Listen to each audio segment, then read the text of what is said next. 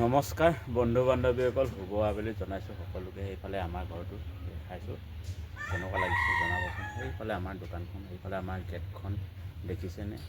আৰু ওচৰতে এজোপা কপৌ ফুল, যিহেতু এতিয়া বহাগ বিহুৰ সময়, সেইফালে সুন্দৰকৈ উশাহ মেলিব ধৰিছে। আৰু এইফালে তগৰ ফুলবিলাক কাটিং কৰি দিছোঁ নতুনকৈ, এইবিলাক ফুল ফুলিব। আৰু ওচৰতে এই নেমু টেঙাজোপা বৰ্তমান মৰি গ'ল, তাকে দেখাইছোঁ।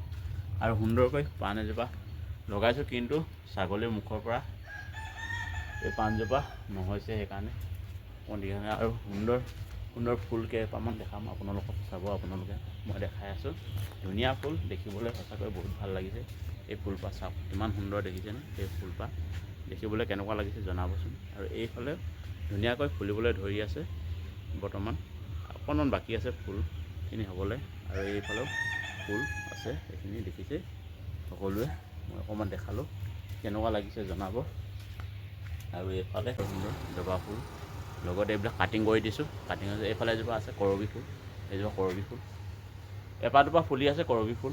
আগতে বহুত ফুলিছে, এতিয়া বৰ্তমান কৰবী ফুলৰ ছিজন নহয়। এতিয়া বাৰিষা হ'লে হোৱাৰ লগে লগে কৰবী ফুলৰ ছিজন আহিব।